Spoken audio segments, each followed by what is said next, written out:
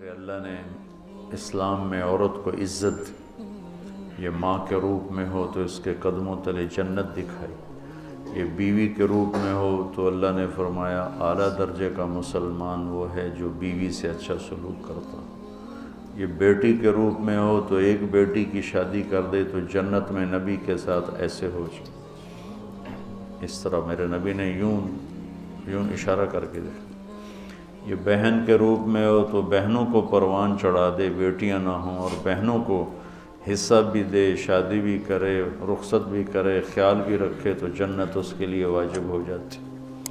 پہلی بیٹی پیدا ہو، پہلا بیٹا پیدا ہو، ہم خوشی مناتے ہیں،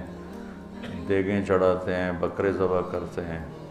آسمان سے کچھ بھی نہیں ہوتا۔ اگر پہلی بیٹی پیدا ہو اور خامند بھی خوشی منائے اور بیوی بھی، یہ شرط ہے،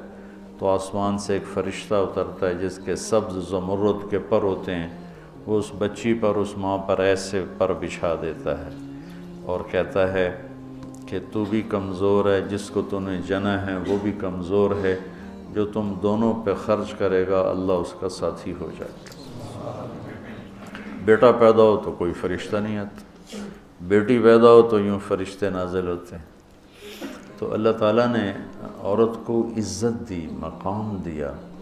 ہر رشتے میں، ہر روپ میں اس کو ایک عالی شان مقام دیا کہ یہ کھلونا نہیں ہے، یہ تمہاری ہوس کو پورا کرنے کا آلہ نہیں ہے، اس کو اللہ نے عزت دی ہے، اس کو عزت کے ساتھ ہر رشتے میں اس کو عزت دو۔ اور علماء فرماتے ہیں کہ اللہ سیدھا دائیں طرف زیادہ افضل ہے بائیں سے، لیکن اللہ تعالیٰ نے اماں حوا کو بائیں طرف سے پیدا کیا،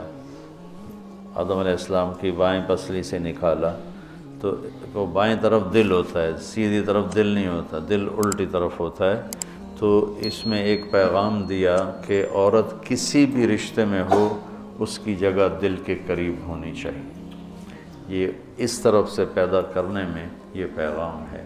کہ عورت کسی بھی روپ میں ہو وہ دل کے قریب ہونی چاہیے۔ تو چونکہ دین سیکھا نہیں تو کچھ عیاشی میں پڑھ کے کھلونا بنا لیتے ہیں، کچھ اپنی معاشرت میں آ کر مارنا، پیٹنا، گالیاں دینا، ماں نے شکایت لگائی تو مارنا شروع کر دیا، کسی بہن نے شکایت لگائی تو مارنا شروع کر دیا، باپ نے شکایت لگائی تو بے عزت کرنا شروع کر دیا، یہ میرے ماحول کی چیز ہے۔ اور اللہ تعالیٰ نے یہاں یعنی شہوت غلط لفظ نہیں ہے، خواہشات کو کہتے ہیں، خواہشات کی محبت ہر انسان کے دل میں ہے۔ سب سے پہلے عورت کو ذکر کیا کہ کسی بھی گھر کی رونق عورت کے ساتھ، جس گھر میں عورت نہیں ہوتی وہ گھر چڑیا گھر بنا ہوتا۔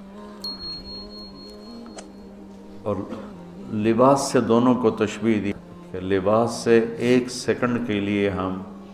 بے نیاز نہیں ہو سکتے، ایسے ہی عورت کے بغیر اور عورت مرد کے بغیر ایک لمحے کے لیے ایک دوسرے سے بے نیاز نہیں ہو سکتی۔